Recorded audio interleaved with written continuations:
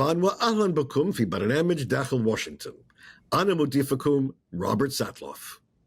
منذ عدة شهور ونحن نصف الانتخابات الرئاسية الأميركية بأنها من أغرب الانتخابات في التاريخ الأميركي، بالإضافة إلى كونها سباقا بين أكبر المرشحين سنا، فهي أيضا معركة مكررة بين نفس المرشحين لدورتين متتاليتين.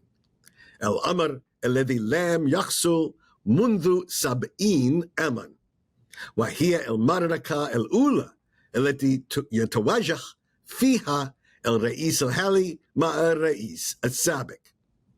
ولكن هل الانتخاب الغريب هو نفس الانتخاب المختلف؟ وبعبارة أخرى، هل سيكون للعوامل التي تكرر الانتخابات عادة التأثير نفسه هذا العام؟ ما هي هذه العوامل؟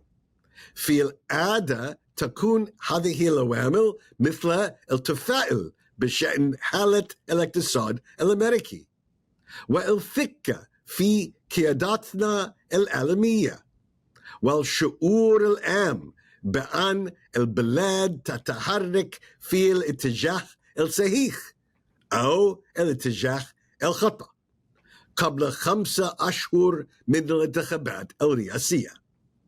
دعونا نلقي نظرة فاحصة على كل من هذه القضايا مع ضيوفنا من الخبراء السياسيين ستيف كليمنز وأليكس ايزنستات وبيانكا فاشيني. Welcome back to Dakhel, Washington. In this unusual election year, 2 oldest candidates in history, etc., let's ask whether the usual factors that determine the outcome of an election will have the same influence as in the past. Let's start with the big one that often determines who gets elected, and that is the state of the American economy. And I'm delighted to welcome Bianca Fashionet, Alex Eisenstadt, and Steve Clemens to help explain all of this to our viewers abroad. All right, Bianca, the American economy, objectively, subjectively, how are we doing? Great question. I think by the traditional measures, you could say that the economy is doing pretty well. If you take a look at the unemployment rate, GDP, basically any other indicator that we often hear candidates running for president talk about. But we know by the consumer sentiment reports that we get every month that consumers aren't really feeling like things are great. And that's not to say that we haven't come a long way from, the throes of the pandemic in 2020, then 2021 with the supply chain lags, and then inflation peaking. It's far from its peak, but it's not where it used to be. And so if you ask the average consumer how they're feeling about things, they take a look at their grocery bill, which is still higher than it was pre-pandemic. They take a look at the housing market. They take a look at what it costs to buy a car, these things that they can't avoid. The price stability is just not there. So even though big picture, the American economy is somewhat pretty impressive, to the average consumer, the average voter, they're not feeling that. They're not feeling low unemployment. So I think that's going to be definitely one of, it's going to continue to be a really big challenge for the Biden administration this year, and is, going to be the challenge of a lifetime as they, head into November. So if you asked the question, how is the economy compared to 4 years ago? Are you better off than you were 4 years ago, Alex? Again, by the numbers, would the answer be yes or no? It's hard to say. For everyone, it's going to be a little bit different. It's are people feeling this summer when they want to go on vacations? Are they going to be spending more on gas? Are they going to be spending more on groceries? Everyone's going to be feeling a little bit different. And the question is how do individual people in those key states, how do they feel? Clearly, there is a feeling among a lot of them right now that they're struggling, that they're not doing a lot better, that they haven't seen improvement in the last few years. And voters tend to vote with their wallets. We could talk about Trump's trials all day long. We could talk about we could talk about Biden's age, But the bottom line is that voters tend to vote by how they feel they are doing with their bank account. And right now, a lot of them are saying that they just don't feel that good about things. So, Steve, if you're the Biden administration, if you're President Biden, and you see that inflation has dropped, unemployment is low, you've passed an enormous spending bill that should be ginning up the economy, you must be pulling out whatever is left of your hair. What are you supposed to do? He doesn't have much. Well, I mean, I think that the big thing the Biden team has gotten wrong or not understood well is that the bulk of Americans eat their meals in fast food places, McDonald's, Burger King, Taco Bell, Arby's. They're out there basically looking at, and they're still in shock at how much average fast food, general consumer items have gone up in price, and they still can't believe when they go to Starbucks and want a coffee and a muffin, it's more than $10. So I think there's something about that lag and impact of the inflation that had previously hit, regardless of it coming down. There's still a reaction. So I think my colleagues on this show are right. But I think separately, structurally, the economy is in a really great place. But when you think about Americans and you think about the question from 4 years ago, we were in the middle of COVID, and you had the U.S. government essentially backstopping poor people that were working. You had people that their paychecks, even if they were laid off, they were covered. They had a very, very active and profound safety net, and that safety net is gone, and what they've gotten instead are these high prices. So my sense is the Biden team hasn't figured out that it needs to somehow get back to where people are really living and understand what can they do to further decrease inflation and get basically price deflation in some of these areas that are front facing with American consumers and the bulk of American voters. And I think they've kind of blown it. They've gotten it right structurally and big stuff, but they've gotten it wrong when it comes to the retail level with the consumer voter out there. So, Bianca, 5 months left before November. Is there anything the federal government can do to address the shortcomings that you, Steve, and Alex are pointing to? Well, I think the Biden administration has tried to make it clear that they're using the tools that are available to them. We've heard a lot about junk fees, airline fees, going after companies that are using greedflation tactics, things that, they're earnestly trying to do. But we know that the White House, the presidency, the whole administration is limited. The White House does not determine interest rates, for example. The Fed does. We know that the Fed is the one, apolitical institution in Washington, and President Biden can't do anything about high interest rates. So his administration can go after, companies that are maybe price gouging, for example. But ultimately, I think, going back to the messaging discussion we were just sort of having, I think that's going to be the biggest challenge for the administration, to make it clear that they are making efforts to help the average voter, the average consumer, when it comes to these daily prices that, or these prices that they're dealing with on a daily basis. They cannot escape inflation. It's with everything: food, gas prices, of course, that's because it's the summer, housing, everything. So I think between now and November, it's going to be really important for the administration to be a little bit clearer and more direct on that messaging, because I don't think they have been thus far. And that's why you're seeing in these polls, it's one of the many reasons I think that Biden and Trump are really neck and neck, and Biden has a lot to worry about in most swing states. All right, Alex, let's turn to another foundational question, the type of question that tends to determine elections. This one, are people proud to be American today? Are people think that their country is respected, feared, emulated? Or do people generally think America is ridiculed, avoided, disregarded? Is this a good moment for America? Do Americans feel proud to be American today? It's probably one of those things that if you feel like America is on the right track, then you probably would say yes to that question. If you think that America is on the wrong track, you'd probably say no to that question. Overall, given what you see in polling, most people, and I have not looked at numbers related to the question you're asking, but my guess is that most people would say that that the answer is no. You would have Republicans who would say that Joe Biden isn't trusted on the world stage. You would have Democrats who say that the world doesn't trust or like Donald Trump. And so you'd probably get, that's probably one question where both parties would give you probably the same answer. Well, let me ask it slightly differently to you, Steve. When you look at the American electorate, there are two broad approaches to the world that our candidates are offering. One is America first, national sovereignty. The other is alliances and partnerships are what will make America strong. Which of these arguments do you think has greater resonance out there in the vast heartland of our country?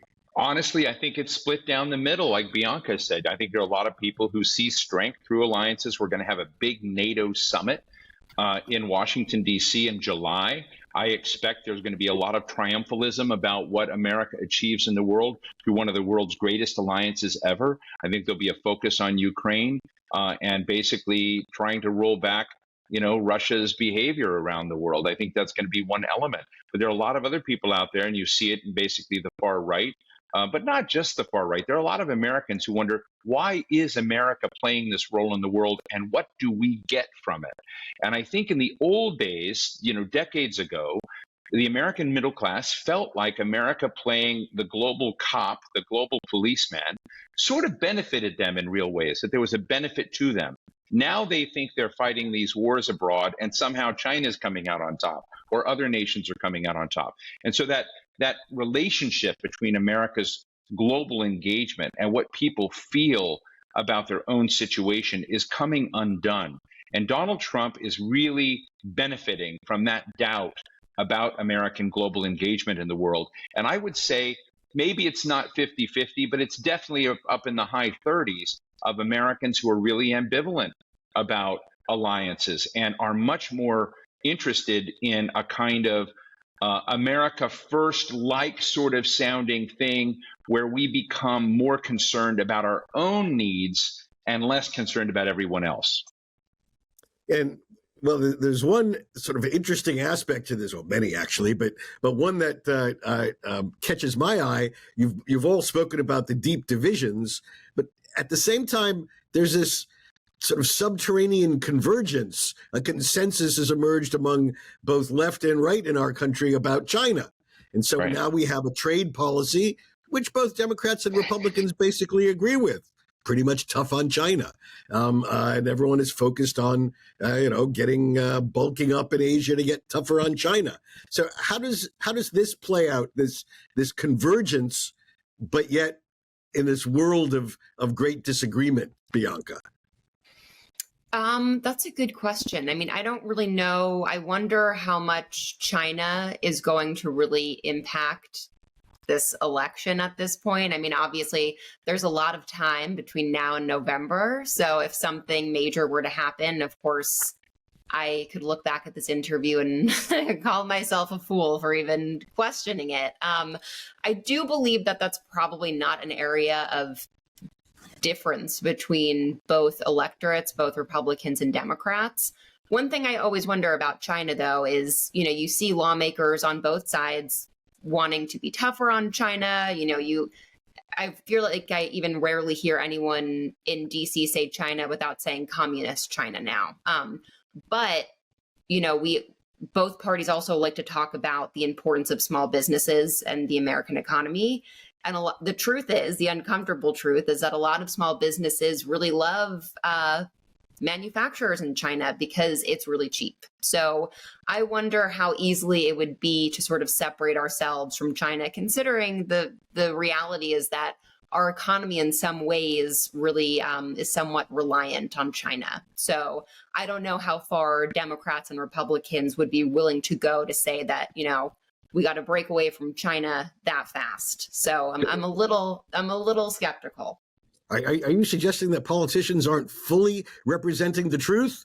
I'm shocked. I would never say such a thing. All right, we'll come back after the break. Alex, I'm going to turn to you for one of these other big foundational questions that you hinted at, which is, are we moving in the right direction as a country? just basically, when we come back after the break.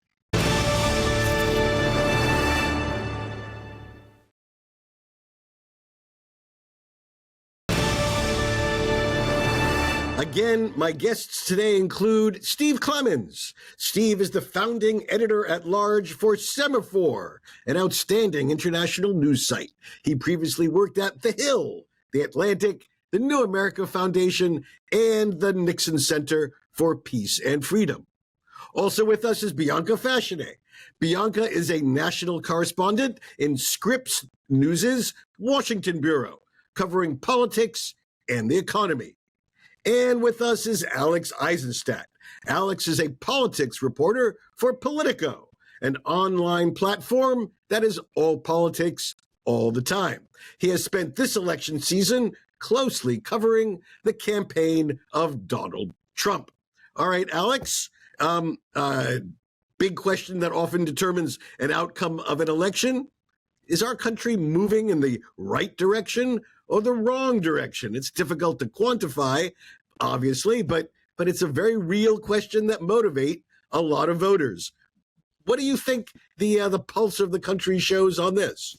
It seems to be that people don't feel like the country's moving in the wrong direction. One, because of some of the economic conditions that we discussed a little bit earlier in this program.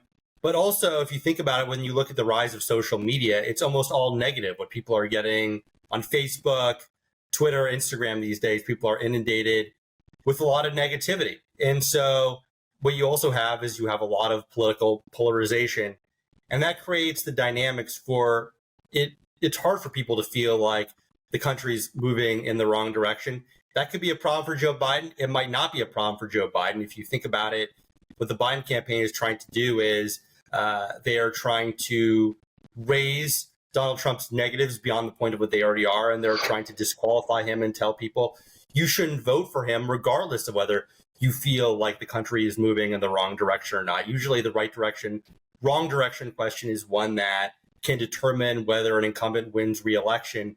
And the Biden campaign is trying to tweak that a little bit in this case and say, look, maybe things aren't perfect right now, but they're better than they're going to be if Donald Trump is president.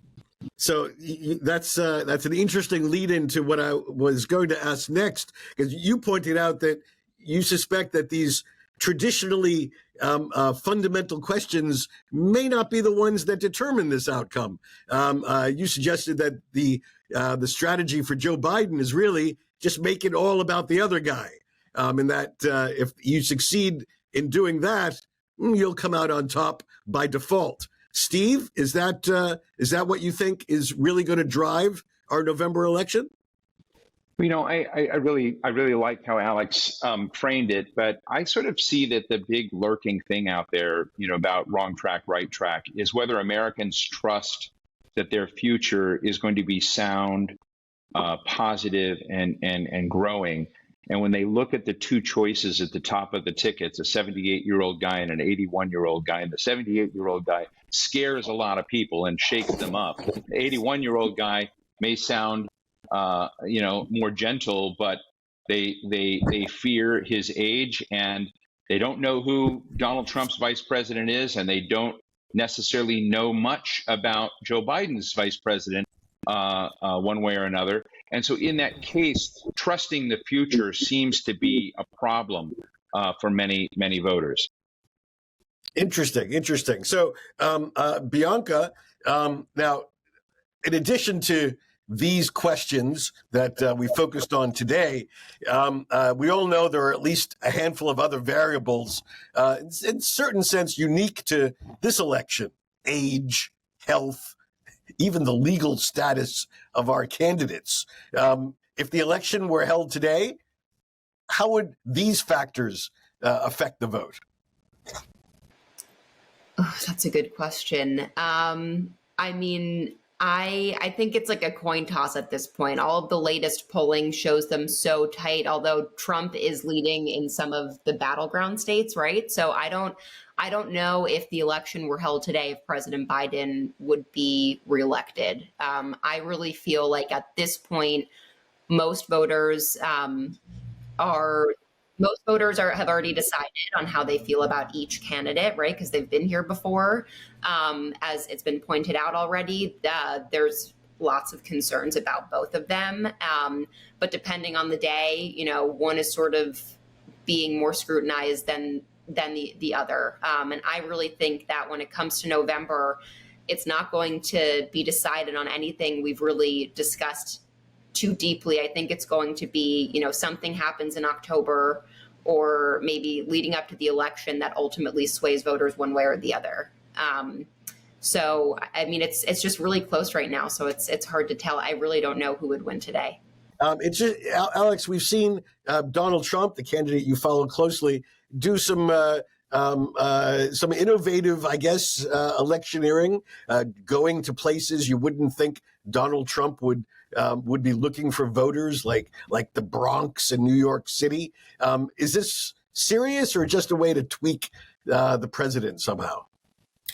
Well, what he's trying to do is Trump will talk about how he wants to, or how he wants or thinks he can win New York. He's not very likely to win New York. But what he's trying to do when he goes to the Bronx is he's trying to show that he has appeal with Hispanic voters, with Black voters. And indeed, there is polling out there that suggests he's making inroads with those groups. And if you can siphon off enough Black and Hispanic voters from what is traditionally a Democratic coalition, that could make the difference very easily in November. And so what you're seeing is Trump is embarking on this broader effort to win over not just minorities, but also he went to the Libertarian Convention over the weekend. That's a group of voters that wouldn't necessarily typically vote for him. And so you see him trying to peel off these these subgroups in order that could maybe make the difference in this election. If you look at Black and Hispanic voters, a lot of them are not happy necessarily with the Biden administration for different reasons. And so his campaign thinks that they have prospects there.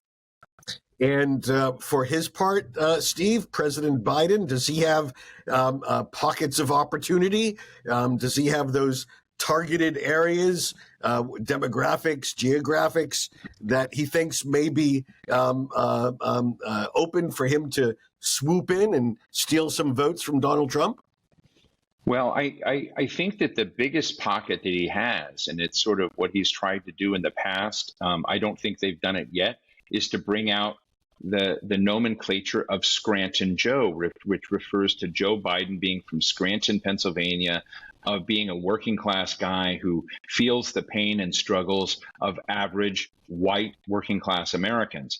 And that is the pocket that is the biggest part of Donald Trump's base. So while you may have some Black and Hispanic voters that are disaffected with President Biden right now and may be available for Trump, there's a lot of also youth that were part of the Biden success story before who were very upset about the Gaza crisis and Joe Biden's foreign policy stance there. And you see things we just haven't seen in a long time where we've got Black college graduates turning their back on President Biden at historically Black colleges because of the Gaza crisis. So you have these things where they've lost them. What Joe Biden could do, and I think frankly should do, is to reestablish his credentials as a working class American who feels those struggles of various people. They haven't done a good job with that for whatever reason so far, but it is out there for him if he goes that route.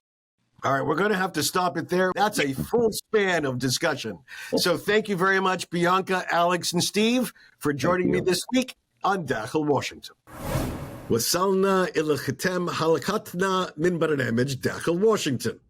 لو كانت لديكم أسئلة أو تعليقات على هذه الحلقة وخاصة حول تأثير اقتصادنا الوطني في انتخاباتنا الرئاسية، أرجو التواصل معي عبر تويتر على هاشتاج Inside Washington أو مراسلتي @RobSatloff. أراكم في الأسبوع المقبل وحتى ذلك حين شكرا لكم وإلى اللقاء.